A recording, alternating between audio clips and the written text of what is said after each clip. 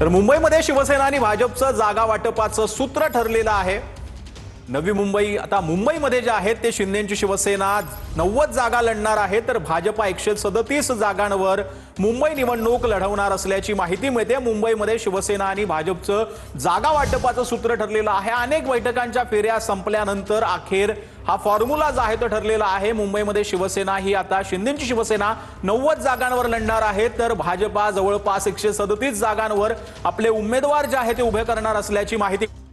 और महायुति का हिंदुत्व का भगवा झंडा ये मुंबई की महानगर पालिका पर लहराने की दृष्टिकोण से आने वाले समय में हम मुंबईकरों के दरवाजे पर जाएंगे और मुंबईकरों के आशीर्वाद से आने वाले समय में महायुति का महापौर, मुंबईकरों का अपना महापौर ये मुंबई की महानगर पालिका में विराजमान होगा। सर, महायुति से आरपीआई को कितनी सीट्स मिलेंगे? जो पूरी 227 सीटें हैं, उन 227 सीटों में ही जो 137 भारतीय जनता पार्टी के कोटा में है और 90 शिवसेना के कोटा में है, इन्हीं में जो हमारे बाकी के सारे घटक पक्ष है उन घटक पक्षों को समाविष्ट किया जाएगा।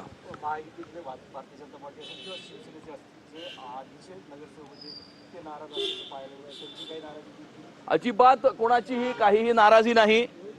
सर्व लोकांना त्या ठिकाणी सामावून घेतलेलं आहे आणि सर्वांना सामावून घेऊन या प्रकारे सर्व निर्णय करण्यात आलेले आहेत आणि सर्वांना सामावून घेण्याकरताच जो थोडाफार आम्हाला जो काही वेळ लागला, आम्ही फार मायन्यूटली डिटेल्ड याच्यामध्ये या संदर्भामध्ये चर्चा करून एकमत हे केलेलं आहे। 137 जागांवर भारतीय जनता पार्टी लढेल आणि 90 जागांवर शिवसेना लढेल। मित्र पक्षांच्या बाबतीत काय असणार आहे? मित्र पक्षांना किती जागा सोडल्या जाणार आहेत? मित्रपक्ष महायुतीचा फॉर्म्युला आज जाहीर करण्यात आलेला आहे आणि त्यानुसार भारतीय जनता पार्टी 137 ठिकाणी जागा लढवत आहेत आणि शिवसेना 90 ठिकाणी जागा लढवत आहेत।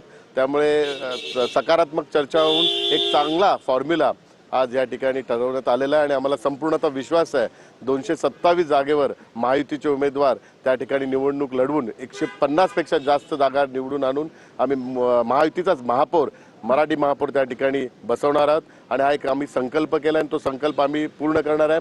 महायुतीचे आमचे जे घटक पक्ष आहेत ते ज्या ज्या पक्षाबरोबर त्यांची युती आहे त्या पक्षांच्या युतीच्या नुसार ते त्या पक्षांनी ती जबाबदारी घेतलेली आहे। आपल्या घटक पक्षाला किती सीट द्यायची त्यानुसार ती जबाबदारी त्या घटक पक्षाच्या युतीवर संपूर्णतः अवलंबून आहे।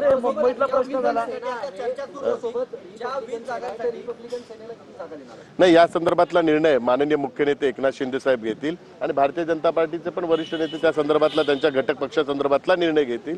परंतु आता एक सकारात्मक चर्चा होऊन एक चांगला फॉर्म्युला झालेला आहे आणि उद्या आमचे 227 आजपासून सुरुवात झालेली आहे आणि 227 जागांवर सर्व महायुतीचे उमेदवार अर्ज दाखल करतील आणि उद्यापासून आम्ही या मुंबई महानगरपालिकेच्या निवडणुकीला सर्वजण सामोरं जाणार आहे। विकासाच्या मुद्द्यावर आम्ही निवडणूक लढणार आहे आणि आम्हाला संपूर्णतः विश्वास आहे मुंबईकर विकासाच्या मुद्द्यावरच ही आम्हाला संपूर्ण मतदान करेल। मुंबईकरांना माहिती आहे की केंद्रात महायुतीची सत्ता आहे, राज्यात महायुतीची सत्ता आहे आणि मुंबई महानगरपालिकेत महायुतीची सत्ता आल्यानंतरच मुंबईचा विकास होऊ शकतो हा मुंबईकरांना विश्वास आहे। म्हणून मुंबईकर महायुतीच्या पाठीशी उभे राहून महायुतीचाच महापौर मुंबई महानगरपालिकेवर निवडण्यात मदत करतील। मुंबईमध्ये झालेला आहे, मात्र दुसरीकडे मीरा भाईंदर असेल, ठाणे असेल, नवी मुंबई असेल, या संदर्भातली काही युती संदर्भात नाही, सगळ्याच ठिकाणी महायुती झालेले या संदर्भातली घोषणा त्या ठिकाणचे आमचे पदाधिकारी ते घोषित करतील। धन्यवाद।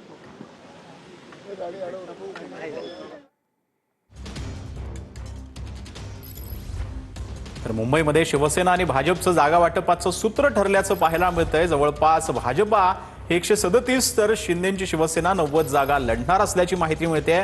भाजप आणि शिंदेच्या शिवसेनेचा मुंबई महापालिकेतील जागा वाटपाचा फॉर्म्युला अखेर एवढ्या बैठकांनंतर ठरल्याचं पाहायला मिळतं।